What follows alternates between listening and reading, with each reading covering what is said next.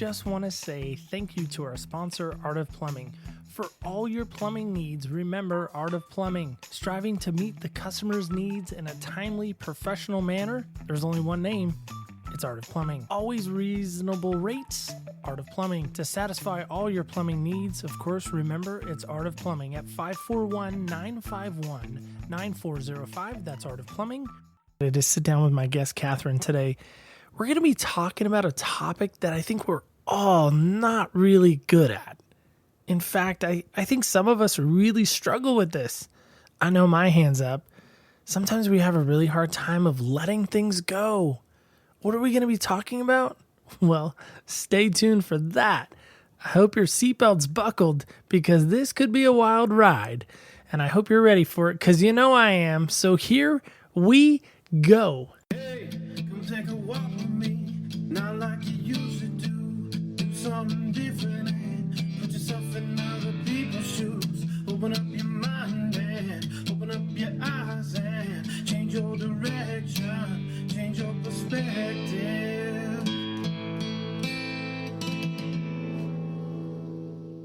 Welcome into Other People's Shoes. I am your host, Neil, and today I sit across from a longtime friend. She's been married 35 years. She has 3 kids. She's a grandma of 4 kiddos. She also, in my mind, is probably one of the best people to help you enter into worship. She has a voice like an angel. Please help me welcome my good friend, Kathyrn. Kathyrn, how are you? Doing really well today. I'm thankful to be here with you and, grateful for the opportunity to get together and just, have a conversation, shoot the breeze, talk about life, all those things that we like to do. Right. And I think that's the key to this whole thing, right? Is I always promote this show as this conversational dialogue. So really that's what it is for me. It's really just a dialogue of sorts. And I'm excited to see what happens and see where we go and see what we get to cover. So with all that, Kathyrn, you have kind of a hard story, right? Life had its challenges for me, definitely. Yeah, it was a rough beginning for sure. Right. And with that rough beginning, I think it almost lends to this idea of how do we forgive others, right? Because as I mentioned kind of at the onset, you're a worship gal, you're a worship leader in a lot of respects. So you've kind of grown up in the church for the most part, right? Yeah, I didn't really grow up in the church. My spiritual beginning, my religious beginning was actually in a family that's kind of a Heinz 57 when it comes to, different religious perspectives. And, at the same time, I mostly spent time from about the age of 9 on up to the age of 17 in what most people might term the New Age community. So things like, I went very early on to a mind dynamics training, which was an extension of EST. At age 10, my mother got special permission for me and my brother to participate in that particular training program. And then, things like I attended the Berkeley Psychic Institute as a child, got some training in, several of their spiritual practices. And it wasn't until I was, part of that growing up space was being involved in a community in the Nevada County area that, was what some might consider and call a cloistered or cultic community, just a group of people who were living together and, doing their spiritual walk together. And when I was 17, I've always sung from the time I was 2. My mom has a very early recording of me, so I've been singing as long as I could talk. And part of that experience was recording. Starting around age 12, I'd do some background vocal recording for local artists who kind of lived in the community.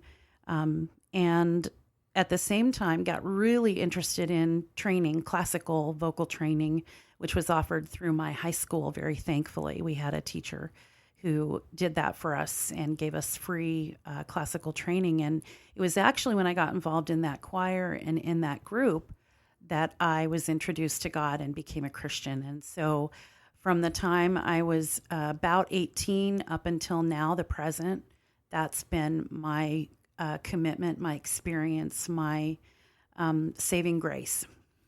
That's awesome. I didn't know any of that. That is yeah. so good stuff. Yeah. That's such a good stuff. I come from a super diverse background for sure. Absolutely. I want to know more maybe about the compound, so maybe we'll get into that a little bit. Maybe not call it that. I don't know, compound per se. But so Kathyrn, as I said, being married 35 years and being a mom, what do you think is the hardest thing for you to do in those respects?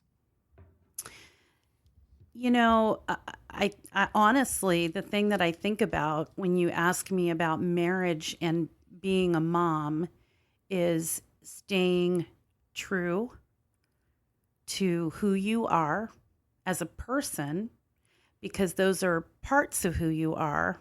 And at the same time, it also means staying true to, the path that you choose to walk and the commitments that you've made.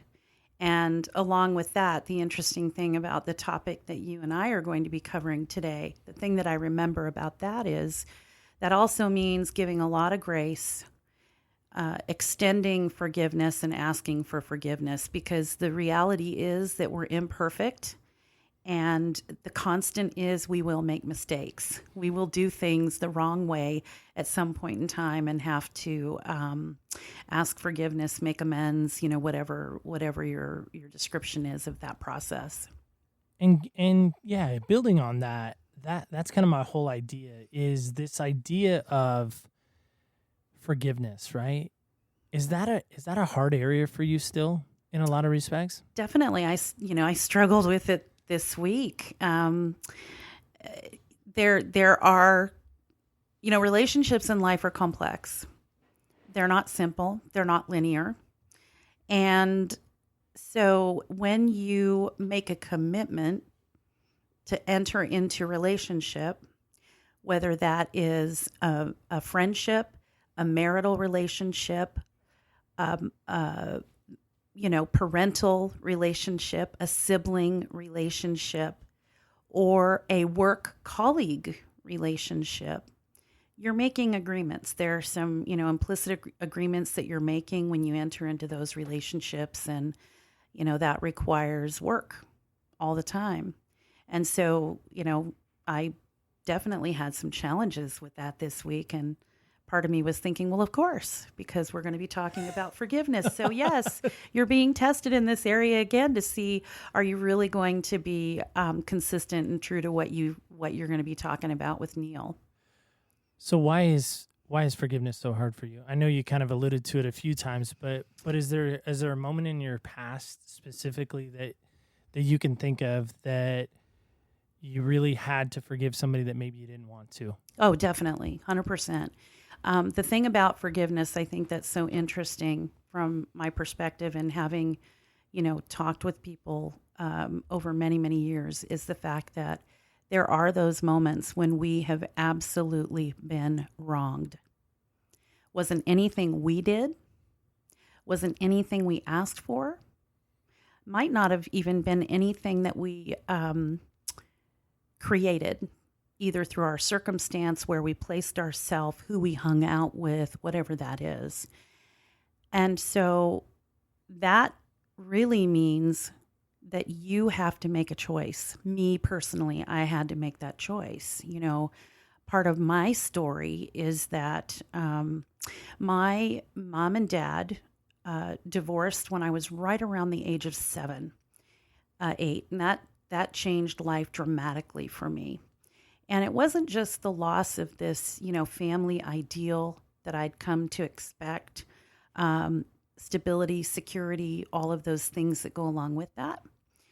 It meant that I was placed in circumstances where I really recognized I had no control. It's this interesting thing as a kid that, we get comfortable in our environment. And so somehow we think we control that environment, right? Through Yeah, behavior or absolutely. whatever.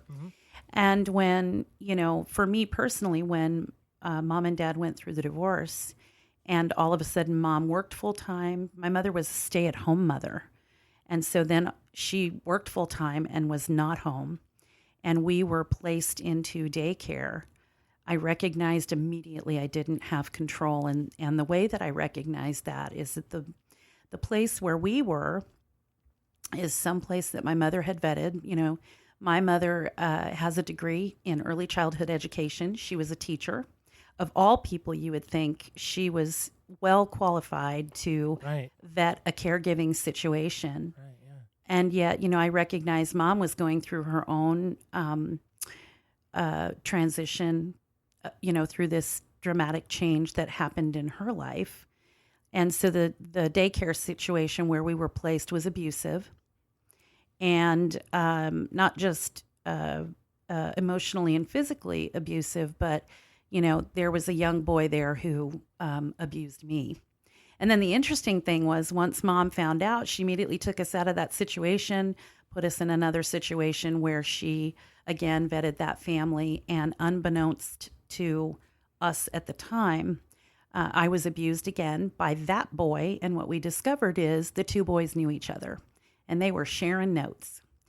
And so I came out of that situation as a young child and went into a different situation a few years later where mom decided to change relationships very quickly. I left to go visit my father during the summer. He lived on the East Coast, which is where we're from, and came back. And the man that mom had been engaged to, who I loved dearly, she had left. They had mutually agreed not to marry, and she was already in a very deep relationship with some other person.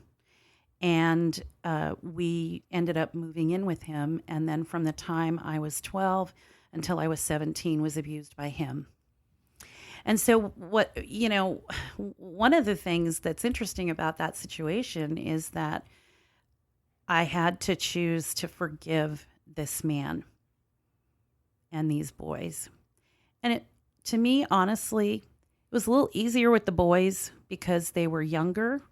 And I don't know that they really fully understood the gravity of the situation. I having raised two boys myself and a daughter now, I recognize that at certain ages hormones rage and they take over. And you play games like doctor and whatever, and I'll show you mine if you show me yours, kind of a thing. And it's about exploration and curiosity and all of those things, and about those hormones that we may or may not have learned to control yet. So it was a little easier to forgive those young boys. Very difficult when you have a man in a trusted position and family who takes advantage of you to forgive. And so that was a long process. And I also recognized that I had a choice. I had a couple of girlfriends at the time in my late teens, early 20s, who had gone through a similar situation, and their life took a very different path. Their life became very destructive. They had issues with drugs and alcohol. They had a continuing pattern of choosing men in their life who would take advantage and abuse them. And I recognized early on I had a choice to make. And that choice was to either go that direction or to take a different direction. And so the direction I chose to take was to work on forgiveness. And of course, the challenge is this man wasn't there to say, I did this to you. I'm sorry. I won't ever do it again. Will you forgive me? And in fact, he offended again. And so you kind of have to choose what to let go of and what to concentrate on when you're working through forgiveness with someone. And in this particular case, as with other cases, I chose the path of forgiveness because it was about my long-term emotional health, stability, well-being, and growth in life. That was a lot to digest, but that's okay. So I'm going to go back over some of that. Is that okay? Absolutely. All right. So the boys you knew sort of well through the daycare and all that, Didn't, right? Yeah, didn't really know them at all until got into the daycare. Okay. And yeah. Okay. And so these boys obviously they don't face any criminal charges or anything like that, right? No. Okay. So we said pre-show and we laughed about it. You know, we're not going to talk about your age, but what about what year is this? With the boys, again, it was between the ages of, I would say, like 7 to 9, 10. Right. And did you know what they were doing was wrong to you at the time? Yeah. I Yeah. think that's the interesting thing about human beings who have a strong sense of self. We know when something's wrong. Right. You can feel it in your bones. You don't have to have somebody tell you. Yeah. It doesn't feel right, and you know it's not. Right. You just knew it was wrong. Mm-hmm. And then as far as this boyfriend of your mom's, you obviously at that point, because it had already happened to you a few times already, you knew for a fact that what he was doing was wrong. Absolutely, 100%. And did your mom know that the abuse was going on with him specifically? No, not at the beginning. He actually, it's kind of sort of the classic situation where he threatened Mom if I told her, and he threatened me if I told her. So it was that kind of classic situation. So he's telling you this while he's doing the abuse of you and Yes. things like that. Mhm. Okay. All right. Just trying to understand that. Yeah. Wow. Yeah. And you're walking around with that. And I'm walking around with that. A lot of responsibility. And at the same time, I tell people I was an adult very young in life. Kind of the voice of reason, the voice of maturity in a lot of ways. Because I can remember having conversations with my mom early in life around age 10, where I had very strong core beliefs and values about, sleeping with people before marriage and placing yourself in a situation where morally for me as a kid, it didn't seem right and it seemed unsafe too. And so, for me, it was about safety as well as the moral compass. How did that make you feel as a kid? Did you really feel like the weight of the world was really on your shoulders in a lot of respects because of this abuse and all of that? Because of the fact that, he's threatening, if you tell anybody, this is going to happen to you. I mean, how do you cope with that?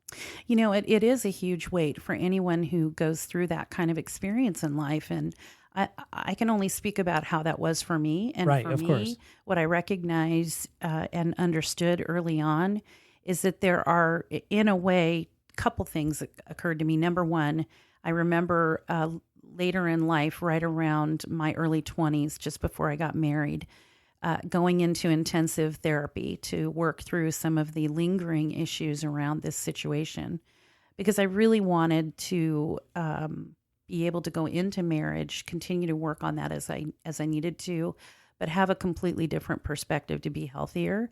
And so I remember sitting down and asking that therapist, do I have the word abuse tattooed on my forehead? Because I felt like I had an open door sign or something that, it invited that in almost, although I know how crazy that sort of sounds. Because you don't invite that in. I think that sounds right on. Yeah. I mean, once I could see, Sure. if I'm following your train of thought, once you're like, okay, that happened to me. That was terrible. But twice, I mean, not to sound by any means make light of your situation, but it's Sure. almost like being struck by lightning, right? Yeah.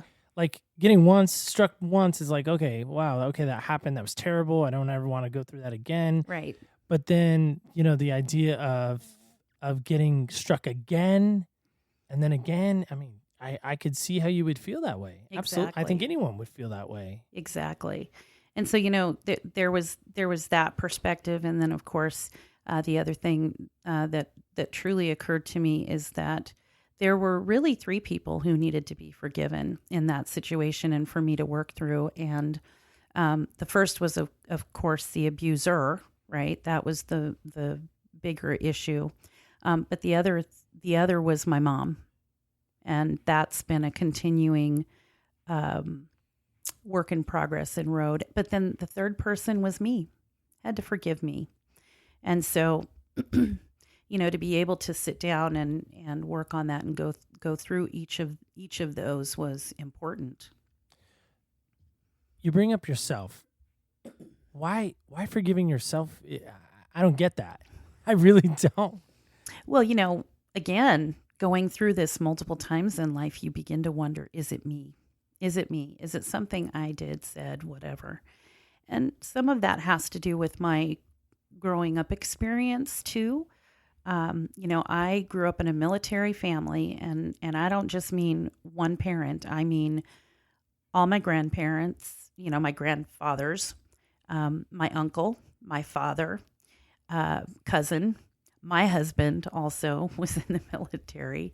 And so there's this long line and strong military tradition. Well, growing up in a military family, and also these were officers, all of them, with the exception of my cousin.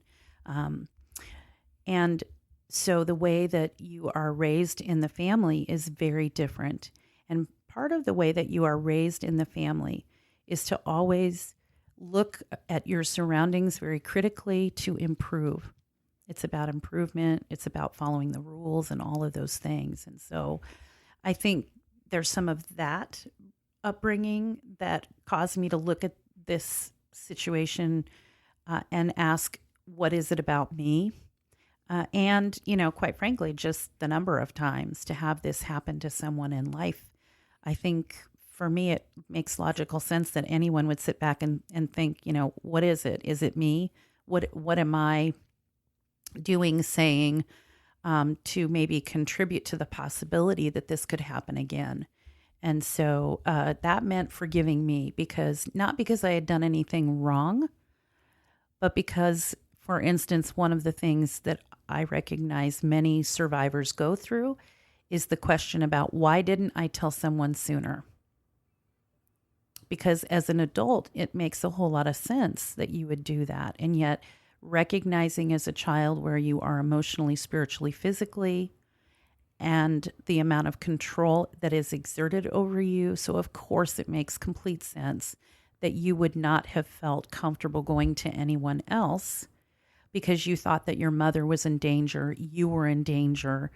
And so some of that also was the idea that I needed to forgive certain key people in my life too. Because then the thought process is, how did you not recognize what was happening?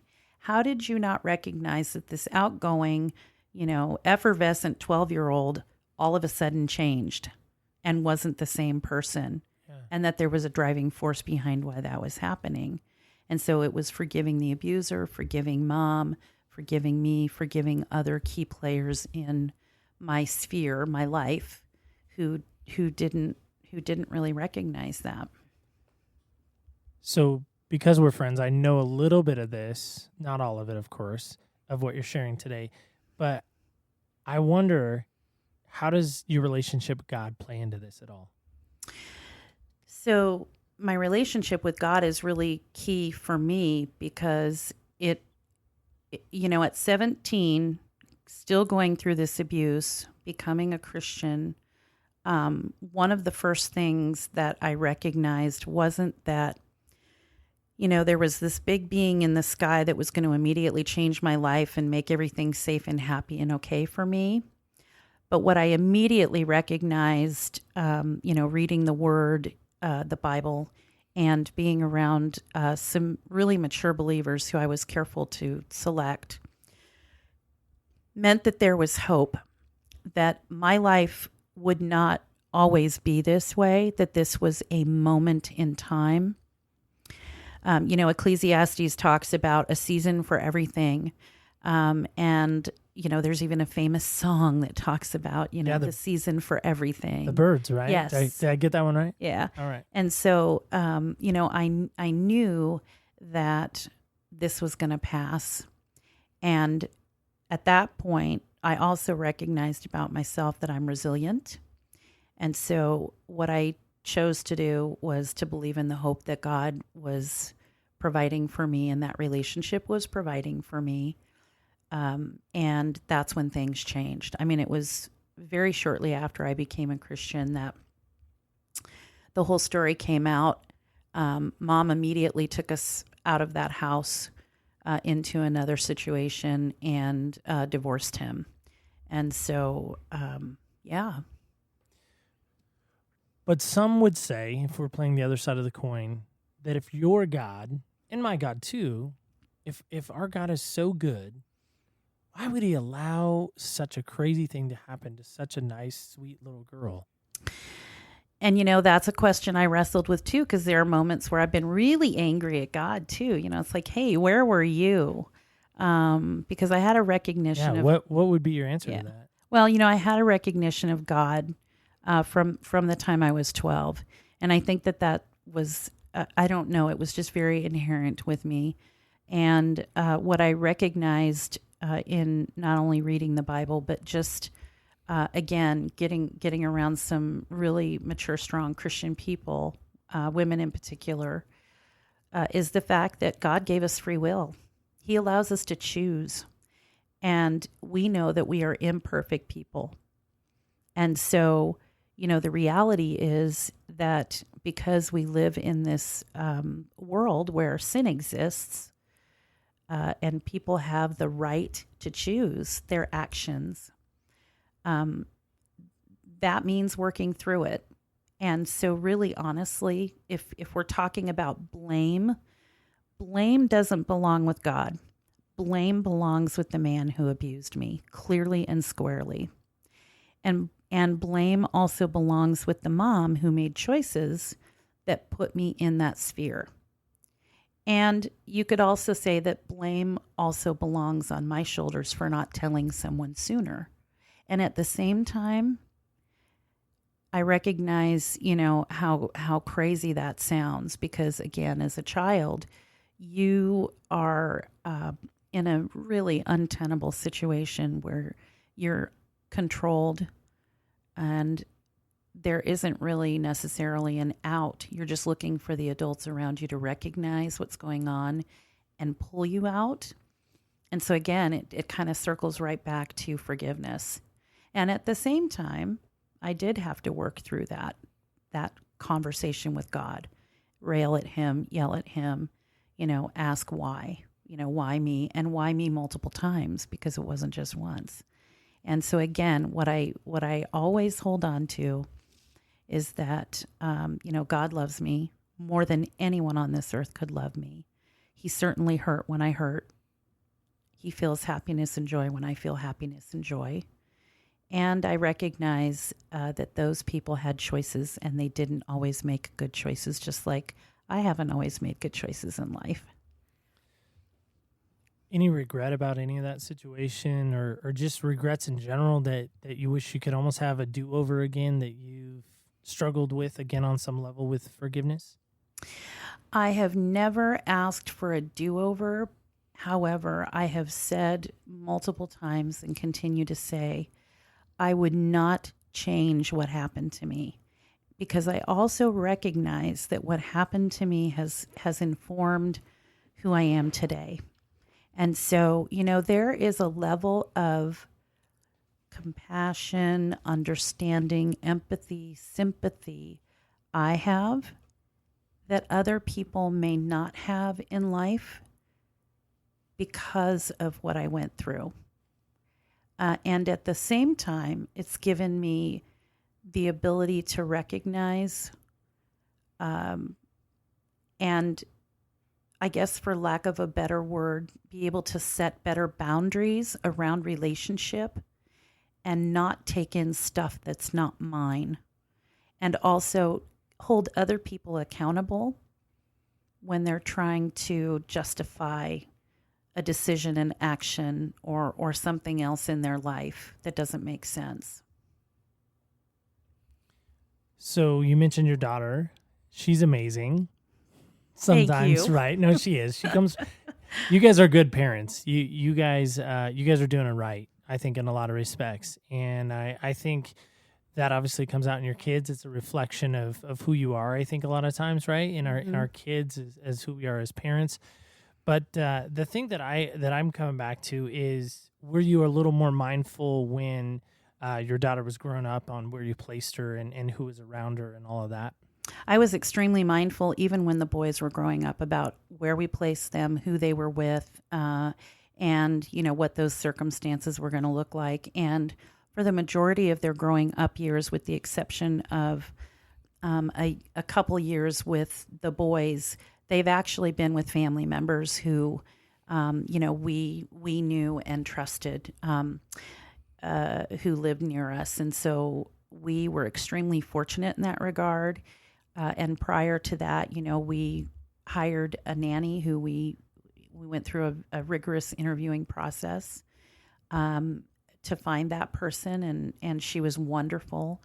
And then, there was one little hiccup with a caregiver who we used for about a month and a half, and then pulled the boys out when we saw some red flags after going through the interview process, and said, yeah, no, this is not a safe environment. And then Hannah's always been with family. Hannah's never been anywhere else. Hannah being your daughter. Our daughter. That's who we're referring to there. So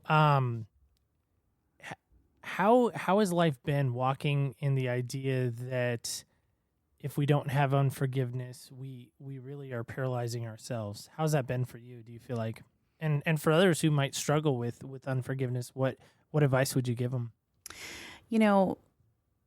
Really, honestly, unforgiveness, there are a couple of aspects. The first, of course, is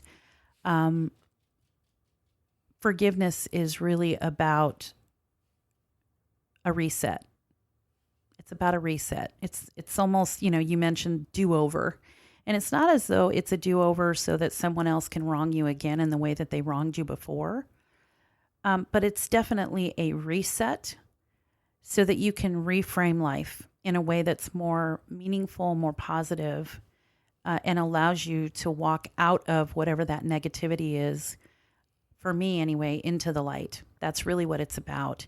When you hold unforgiveness, it does some crazy things, not only to your body physically, it also does some crazy things to your outlook on life, because you're stuck in that cycle of negativity, and you're stuck in reliving whatever that wrong was, so that you cannot move forward. And so forgiveness is the key to unlocking the door to being able to move forward and, walk into hope, gratitude, and, a better life. Have you yourself ever been stuck in unforgiveness other than during the abuse? Has there ever been any other moments? Yeah, this month. What happened this month? I have some friends and relationships with some friends, and got into a situation where, again, I just kept getting stuck on what was happening in the moment, that negativity, that cycle that I just found myself running over and over again, this perceived wrong that had been done to me. And the great news about practicing forgiveness over life is, if you really are diligently practicing forgiveness, then you're able to move out of that much quicker, because you recognize how destructive it is. And yet, there are those times where you get stuck on what was the wrong that was done to you, right? And this idea, I think, is also coupled with justice. Here we have this innate need for justice. And so being able to walk through that and really put that in perspective and let that go so that you can move through forgiveness is important. So how does perseverance in your mind play into your story?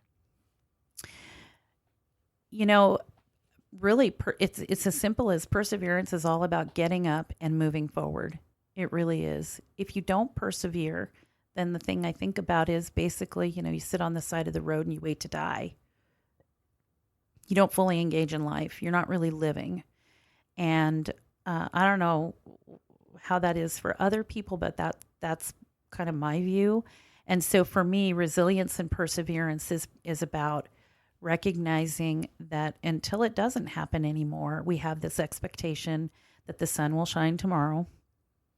It's a new day. It's a day for us to start over again and to see if we can do it better than we did the day before.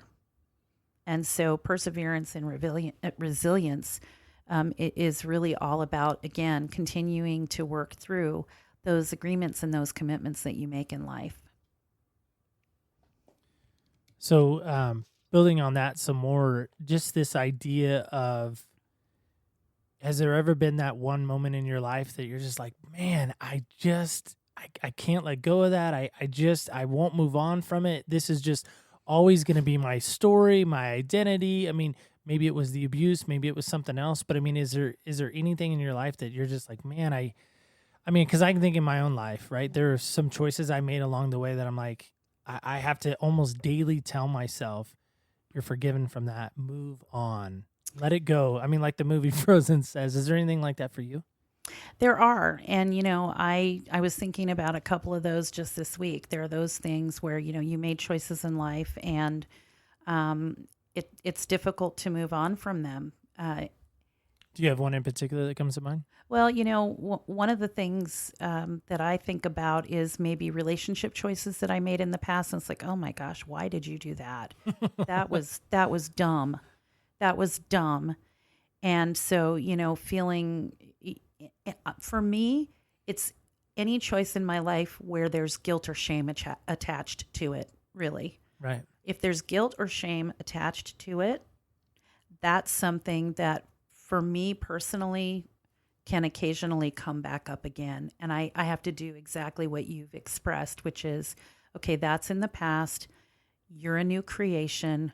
That is not who you are. You were forgiven. You need to let that go. And, it's really interesting because God talks about throwing our sin into the sea of forgetfulness. And yet, for whatever reason, when we have strong emotion attached to a memory, we continue to relive that memory. We continue to bring it up, even though, you understand that God says, what was that again? Well, and you mentioned that, right? I mean, as you sit before me today, Kathyrn, and ever since I've known you, your self-esteem level, in my mind, in a lot of respects, is almost through the roof. I mean, it's almost at this 10 apex, just this amazing level. I mean, has it always been that way? No, it has not always been that way. And it's not always that way on any given day. I mean, apparently you and I always see each other on really good days. The sun is always shining. It's never raining. Yeah, exactly. I actually, again, this week, it was a challenge for me. I definitely was feeling a lack of self-confidence. And again, it was around that negative situation that was happening.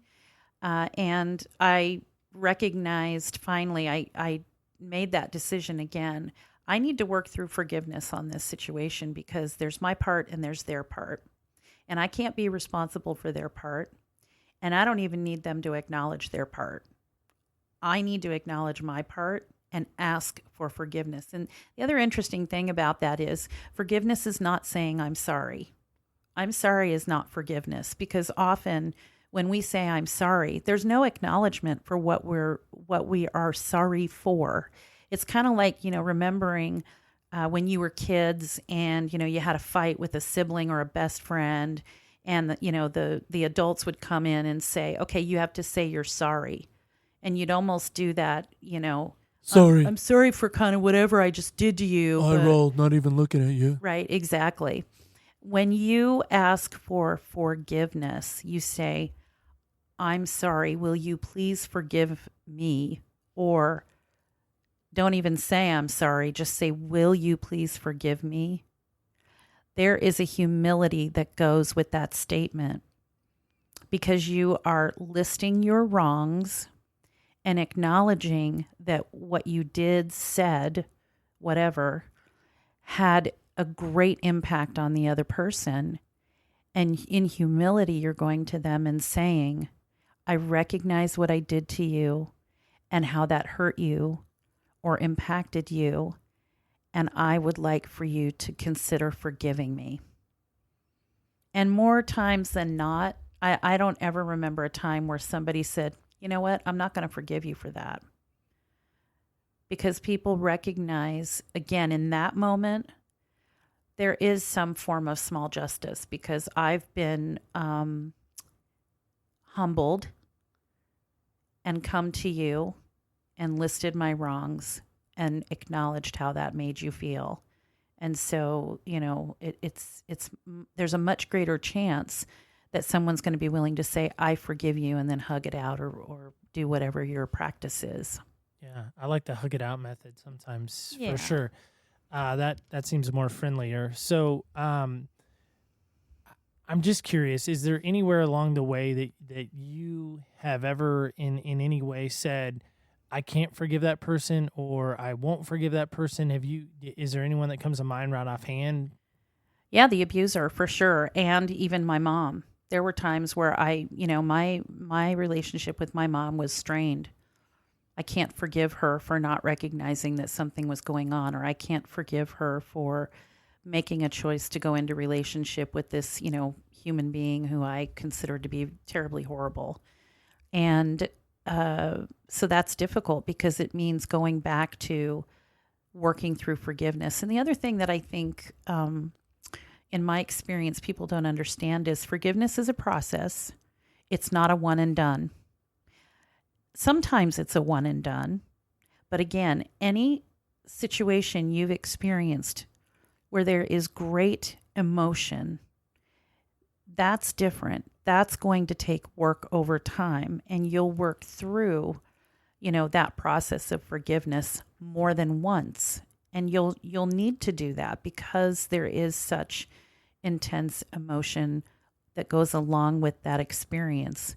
And that also includes anything that's happened in life, where you as an individual have made a choice, whether that's something that maybe didn't really hurt anybody but you, or maybe it's something that hurts somebody else and you. And so you'll have to work through that forgiveness over again as well. And the other thing is, part of that personal forgiveness hinders your ability to receive forgiveness. It really does. And not, in my case, it's the ability to receive forgiveness from God, but it's also the ability to receive forgiveness from other people, because you don't believe you deserve it. You believe that, you're a broken person, or you've done something so terribly wrong. So therefore, why would someone forgive me? And, I walked through that with a woman who is someone I admire and respect, strong, Christian woman. And she challenged me on that by saying, Kathyrn, you're calling God a liar by not accepting that forgiveness for this thing that you've done, where you are having difficulty forgiving yourself. You say you're a Christian, you say that you've received God's forgiveness, but you really haven't. And in essence, you're calling him a liar, and you're spitting on the gift of grace that he's given you. And that was such a profound moment for me, and such a word picture for me, that really helped me understand, again, that narcissistic view that we can get stuck in when we're stuck in our own head, that it's all about me, it's all about me. And it was a profound moment, because it helped me to release that and to say, if I'm all in and I'm receiving that gift of grace that God's given me, then that means forgiving myself, which also increases my ability to forgive others. You mentioned your choice. What is the one choice in life that you've had the hardest time forgiving yourself for, do you think?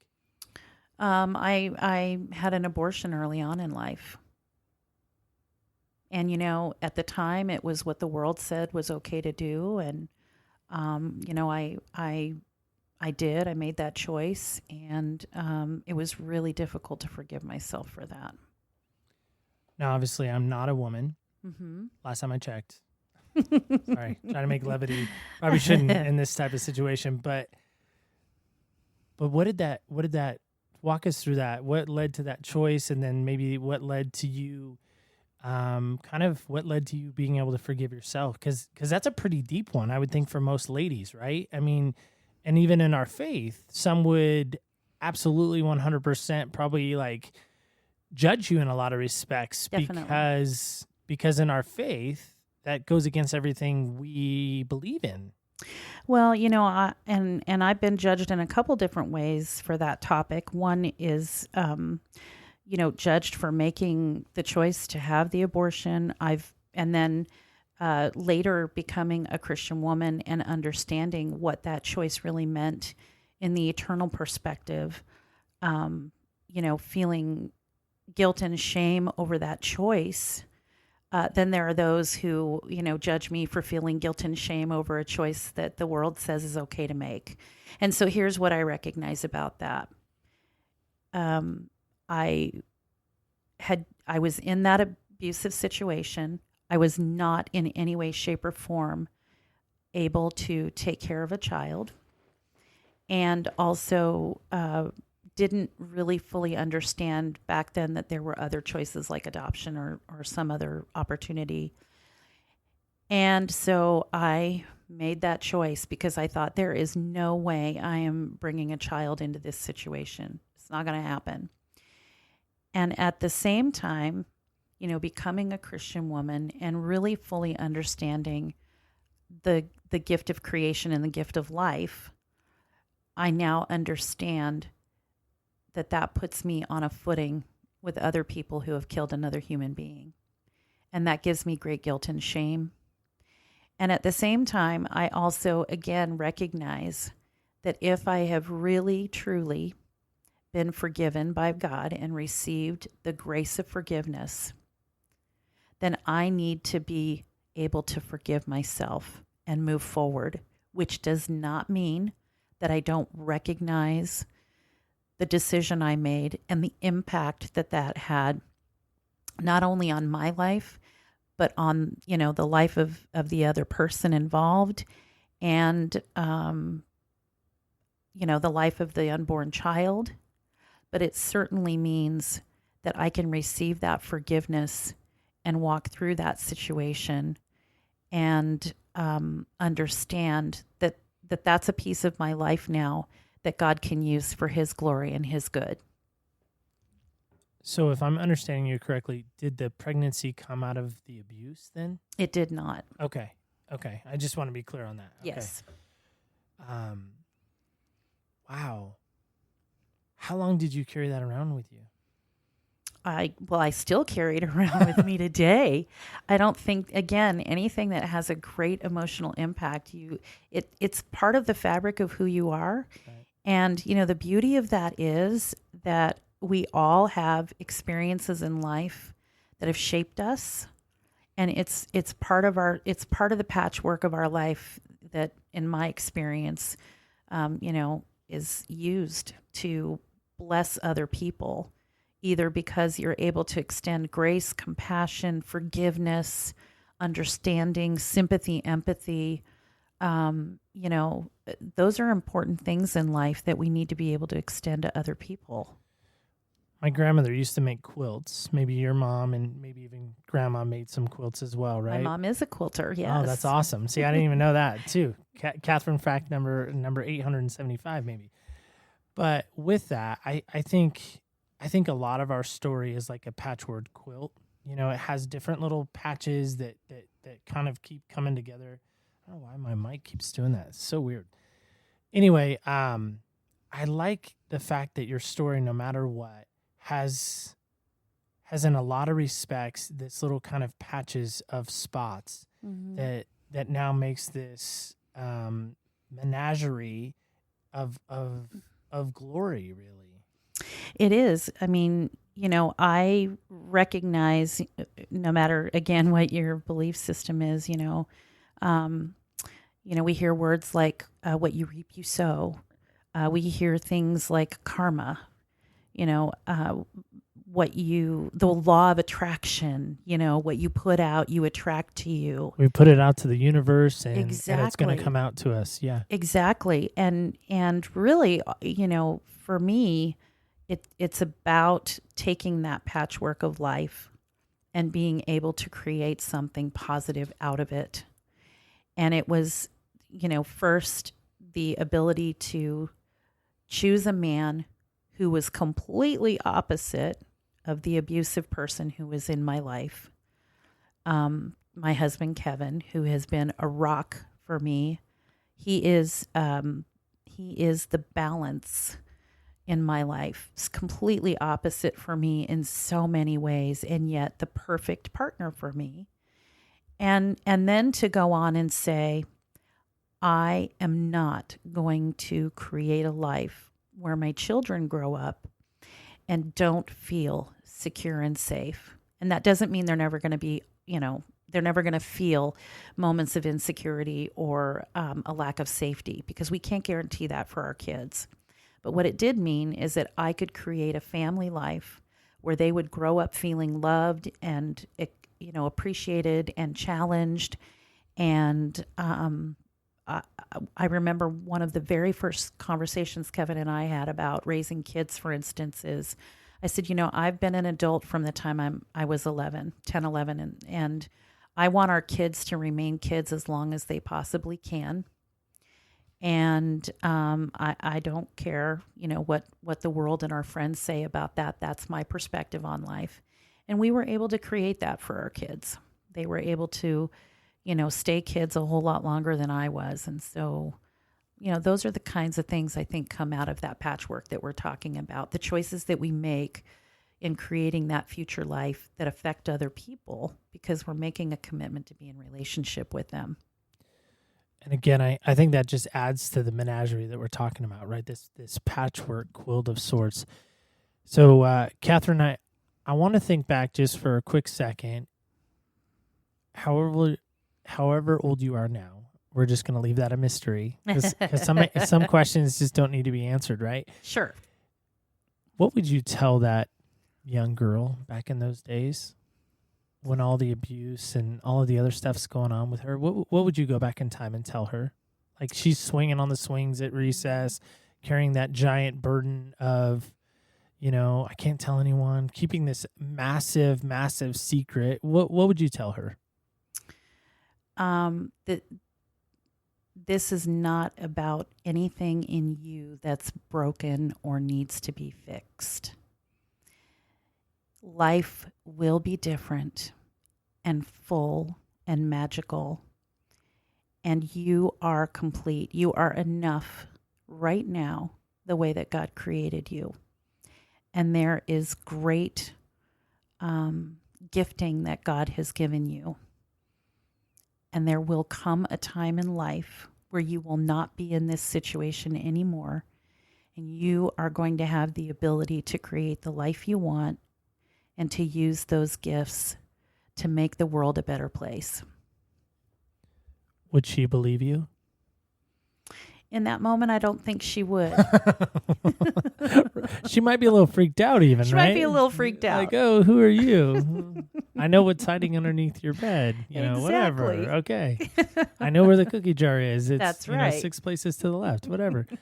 So do you really think she'd believe you? I don't think so in that moment. However, having gone through, a lot of the training that I went through as a child, which has served me really well even today, there would have been those moments where I pondered. I remember one of the things I did starting when I was about 12, 13 years old is that after being abused, I would often be awake in the middle of the night, and I would literally get up and I would run out of the house. And just about a quarter of a mile away, there was a pond.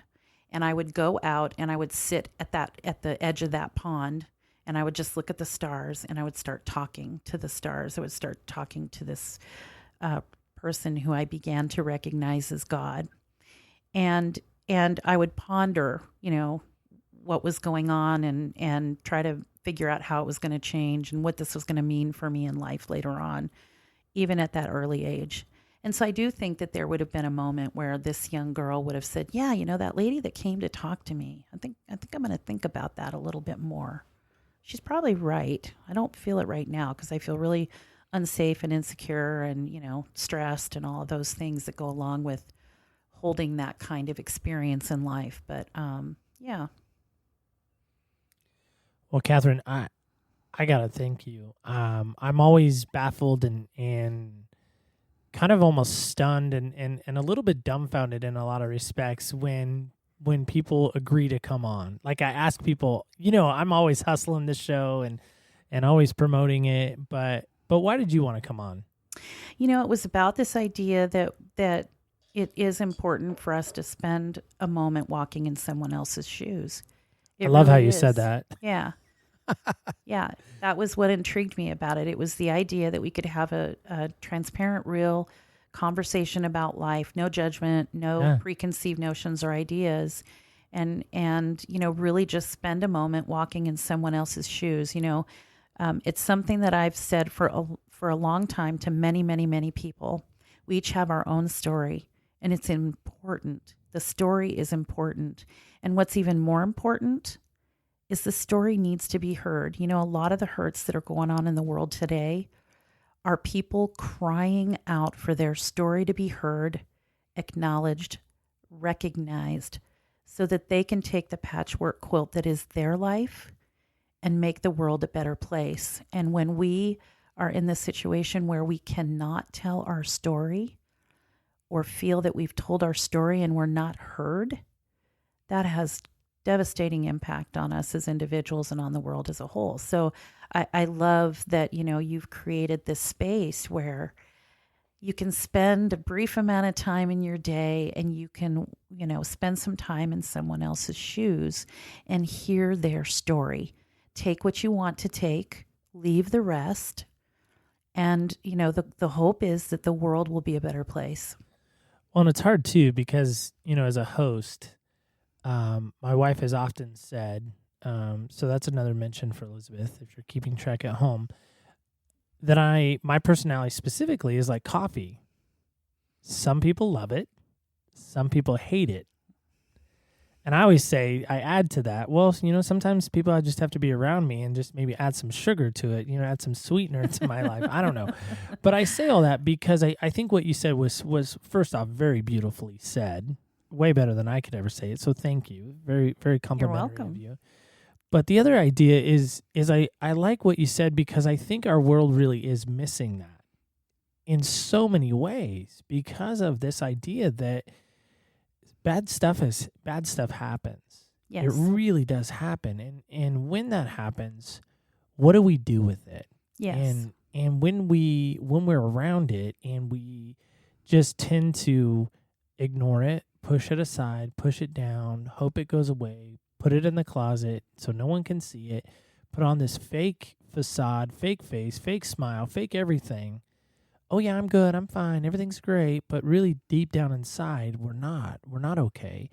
And I've always looked at forgiveness, especially unforgiveness, as drinking poison, hoping it affects the other person. Yes.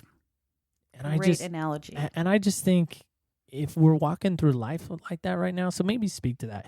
If someone out there right now, and again, we don't know where this goes. I really don't. People ask me all the time, where does the show go? I don't know. Wherever it goes. But if someone out there right now was dealing with that idea that I just can't forgive this person, what would you tell them? For me personally, unforgiveness also came out of discontent. This idea that I was not content. And again, if you're talking about abusive situation, that makes complete sense. Who would be content in that? That's crazy talk. And at the same time, it really began for me with looking with gratitude at those things that I could be grateful for. So even in the midst of that, for instance, and one of the reasons I say I would never change that circumstance is that I did anything and everything I could to get out of that house when I could. And again, my outlet was singing. It's a gift I had. It's something that had been encouraged. Again, I had already done some recording by the time I was 12, 13. And so I literally went to the high school every chance I got to sing. And through that, my life expanded. And so what I was grateful for then and what I continue to be grateful for now is I could go sing. For hours I could get out of that house and I could go sing, create beautiful music with other people who didn't have a clue what was going on in my life, treated me as a gifted, individual, and let me express myself in that way. And so what I recognize about unforgiveness and forgiveness is that, sometimes forgiveness also starts with me and my discontent.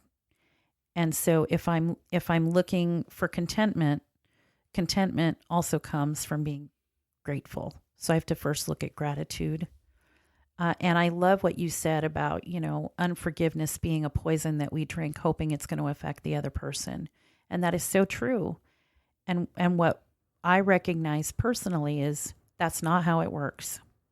And so I can either choose to hold on to that poison and continue to drink it, or I can choose to pour that poison out and to drink the sweet nectar of forgiveness and let that, wash my soul, wash my heart clean from all of the hate and the sickness that can take over a life if we let it. Well, I think you're a great example of that again, and not that you've accomplished it yet, not that you're there yet, but I think it's always a work in progress. Absolutely, but I think you're on your way, and I think that is, again, a tremendous testimony to you as a person, and a tremendous testimony to just kind of where you're at in life, and what you've obviously passed on to not only your kids but future generations as well. Yeah. So that's awesome. Well, and I imagine many of your listeners too. I mean, I don't know if, you have the situation where people can comment and send you their stories, but I would imagine, if we put out the call and said, tell us about a time that you forgave someone and what you learned through that, or tell us about a time when you were stuck in unforgiveness for a while and what that experience was like for you, that we would hear from many other people who have stories to tell. Well, we do. We do, of course, always encourage people to email in, and we're always looking for great guests. So we do encourage that as well. Absolutely. So, Kathyrn, I want to play a game. Former youth worker that we are, I figured it's only appropriate we play a game I like to call Senseless. So in here, in this cup of awesome, is a die. And so you can use the cup like Yahtzee, or you can just shake it in your hand, whichever you prefer. And there we go. And you get to dump it out, and we'll see what happens and what number you get.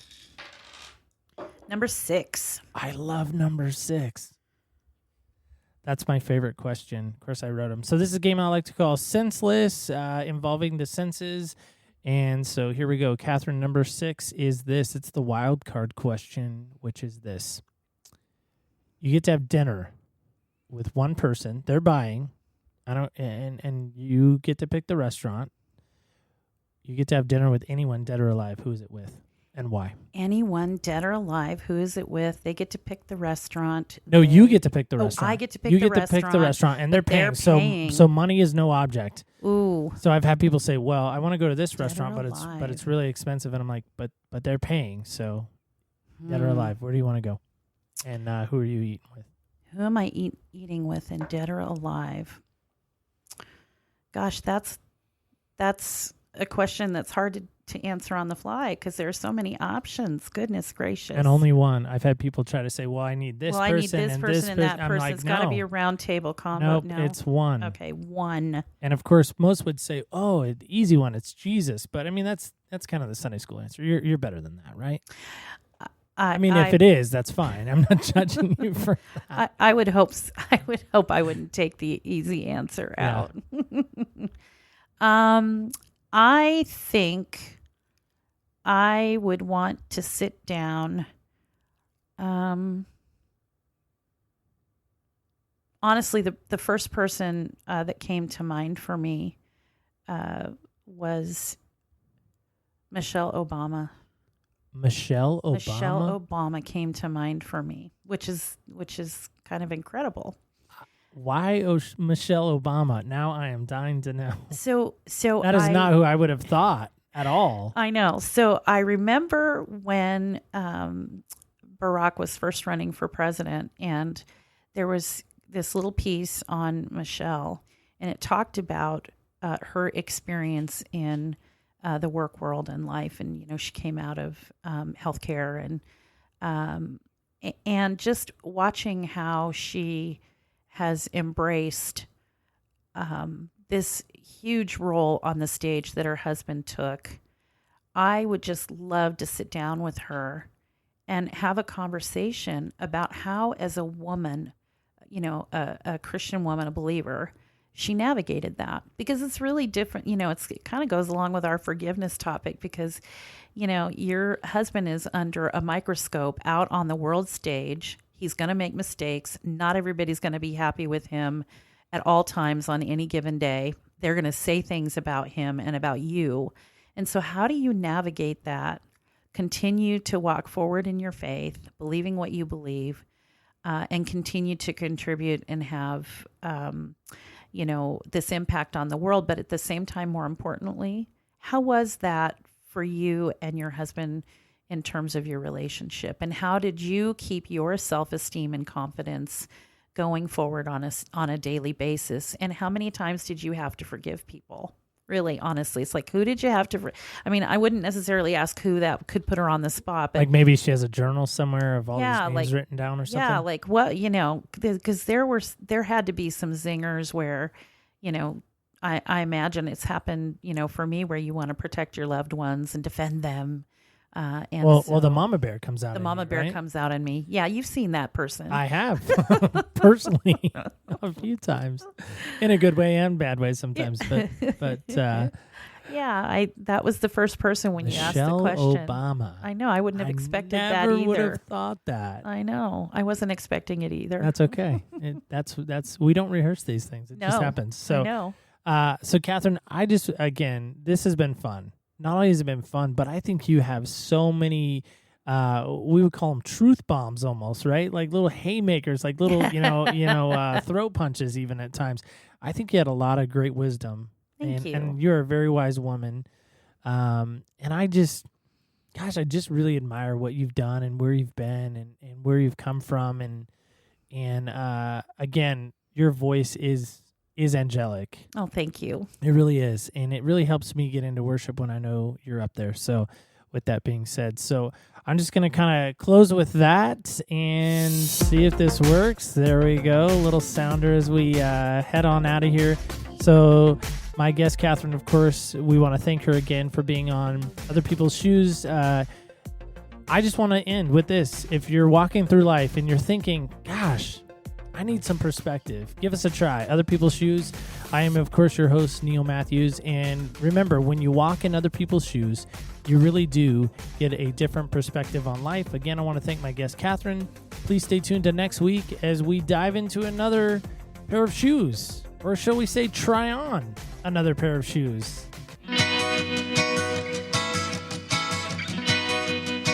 Thank you so much for joining us on Other People's Shoes. I, of course, am your host, Neil Matthews, and I just want to say thank you. Thank you so much for giving us a few moments this week.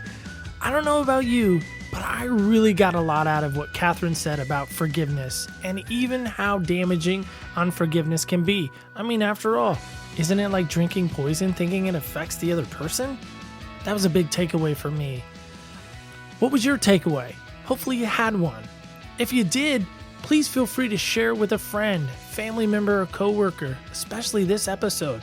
It might just help them get over that unforgiveness. Stay tuned next week, Wednesday to be specific, as we try on 2 pairs of shoes at the same time. Now you might be thinking, what? That's right. It might sound a little painful.